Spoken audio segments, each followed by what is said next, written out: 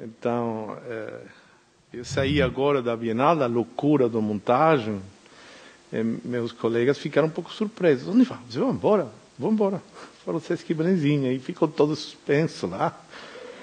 Mas estou muito contente que vocês estão aqui, porque, de fato, eu acho que hoje começa a Bienal. Começou faz muitos meses com vocês, do departamento do projeto educativo, começou na intimidade dos encontros, da preparação, mas publicamente está começando hoje. Então, é muito importante para nós. Eu vou ler um textinho em espanhol, mas espanhol com sotaque caribenho, acho que vocês vão compreender mais facilmente que outro tipo de espanhol. E vou ler ele mais bem lentamente. Me gostaria de começar estas palavras agradecendo publicamente Estela Barbieri e todos os integrantes da equipe do projeto educativo da Bienal, com quem trabalhamos desde há já 2 anos quase na materialização da nossa estratégia educativa, que não só constitui um reflexo das linhas curatoriais que organizam a 30ª Bienal de São Paulo, mas que realmente e felizmente, muito felizmente, foram um embrague, um disparador de ideias que hoje constituem o coração intelectual e afetivo dessa Bienal. Trabalhamos enormemente nisso e Estela e sua equipe demonstraram ser uma das razões, um dos motivos pelos quais estamos hoje aqui. Provavelmente a razão mais poderosa, a razão que oferece ressonância às obras de arte. Mas a presença de todos vocês aqui significa que a Bienal já deixou de ser um projeto que deixou de existir na familiaridade das ideias, na familiaridade dos nossos interlocutores usuais, e que começa a existir na realidade do encontro com outros que ainda não conhecemos, na iminência poética dos eventos que estão por vir, na ressonância desses encontros, ou seja, na certeza do pragmatismo poético. Há algum minuto eu falei que o projeto educativo da 30ª Bienal era o coração intelectual e afetivo da Bienal, e gostaria de salientar a palavra afetivo. Se alguma coisa, eu acho, significar uma mudança fundamental na maneira como conseguimos acionar o acionar educativo, é o movimento que vai da ilustração velha e problemática ilusão europeia ao afeto. Não se trata do afeto entendido na lógica da carica. Outro velho e problemático conceito greco e júlio-cristão, mas o afeto que cresce na medida em que se faz sentir. O afeto que cresce na medida em que fazemos comunidades de experiência, no diálogo dos conhecimentos. Para nós, falo em nome da minha equipe curatorial, o exercício intelectual, seja ele epistemológico ou combatido e prático, deve estar conduzido por uma lógica de afeto. Então, esse afeto não é o afeto da dádiva, do doar, da doação. Não é um afeto conduzido pela certeza, muitas vezes impostada, falsa, ou então simplesmente instituída fora de uma relação, de um relacionamento subjetivo, puramente institucional, de estar em capacidade de dar ou de oferecer. Não. O afeto que eu falo é aquele que nasce e cresce com naturalidade dos ofícios na connaturalidade do ofício compartilhado, seja qual for o ofício. Eu resgataria, então, para começar essas breves palavras, uma velha noção aristotélica que teve alguma fortuna na Idade Média, da inteligência por cognaturalidade. A inteligência que nasce de compartilhar com alguma coisa ou com alguém e que não precede de maneira alguma, desde nenhuma formação, entre aspas, o conhecimento desse algo, desse arte.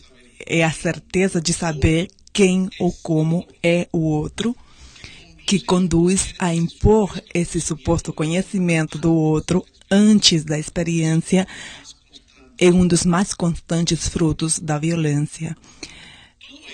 Tudo isso para falar que desde o primeiro momento em que Stella Barbieri e eu nos encontramos, desde esse primeiro instante que expusemos as ideias para a 30ª Bienal, houve um entendimento completo. A 30ª, o motivo da iminência das poéticas, quer escapar, fugir à ideologia de uma curadoria da ilustração. Em dois sentidos. Não quer, nem pode conceber as obras de arte como dispositivos de ilustração de um tema, ou de um motivo, ou de uma ideia, ou de uma tese. Entende, por outra parte, que uma obra de arte existe com o seu corpo e com o nosso corpo, com seus gestos e com os nossos gestos, e de forma alguma antes ou independente deles. Não quer nem pretende inscrever-se para ilustrar, para oferecer mensagens mais ou menos messiânicos, ou para dividir o que é do que não é, ou o que deve do que não deve ser a arte contemporânea.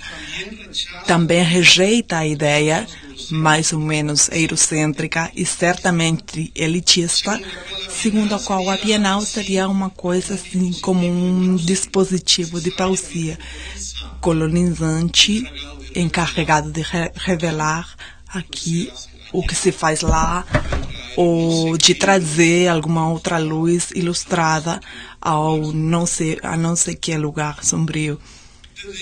Desde esse momento, entendemos então que o projeto educativo da Bienal, tal como a Stella vem dirigindo, tal como a equipe vem materializando, também responde a essa ideia de ilustração que não estava sendo concebida para ensinar nada para ninguém, mas para possibilitar experiências, para criar contextos favoráveis para a ativação de potencialidades de uma circunstância, neste caso, aquela que a soma de atos e objetos que chamamos de obras de arte na Bienal permitiriam esse estado de eminência.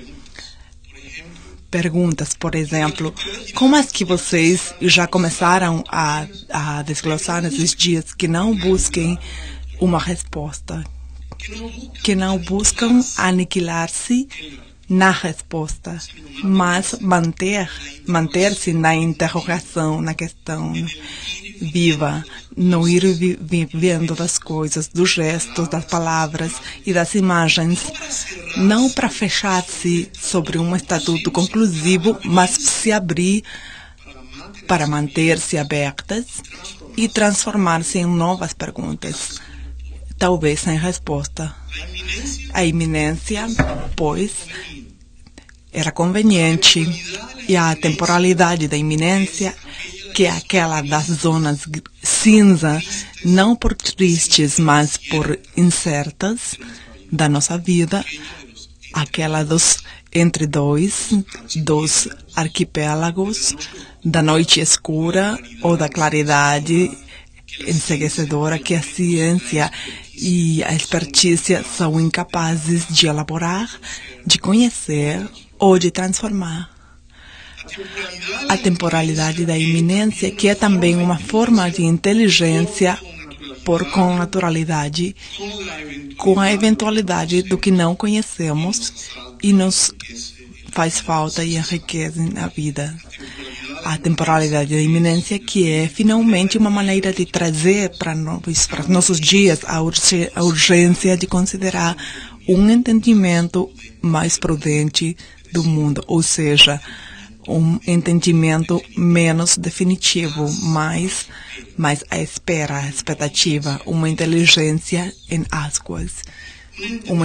Um entendimento que sabe da impotência da ciência e da incapacidade dos costumes para dar conta da complexidade da existência e que encontra aquela via áurea frágil, em equilíbrio apenas aquele lugar distenso do tecido do mundo, pelo que entravam as setas de Ulisses nos corpos dos pretendentes e que Aristóteles e Homero também chamavam de kairos, ou seja, uma inteligência do momento oportuno, ou, melhor ainda, uma inteligência da furtiva circunstância.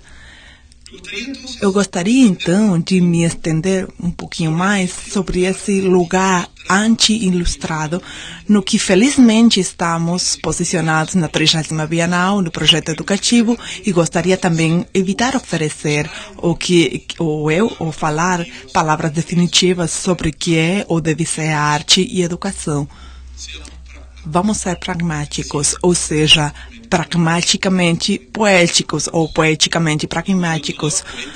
Toda poética é pragmática. Se alguma coisa devemos aos grandes retóricos da antiguidade, precisamente aos dramáticos que tentavam congelar a voz humana nos seus tratados, sendo fiéis à lição dos filósofos, é a certeza de que a linguagem encarnada como voz não aceita regras nem teorias. É entendido ou não é entendido? A linguagem é entendida ou não? É suficiente ou não é suficiente? Chega até você ou não chega?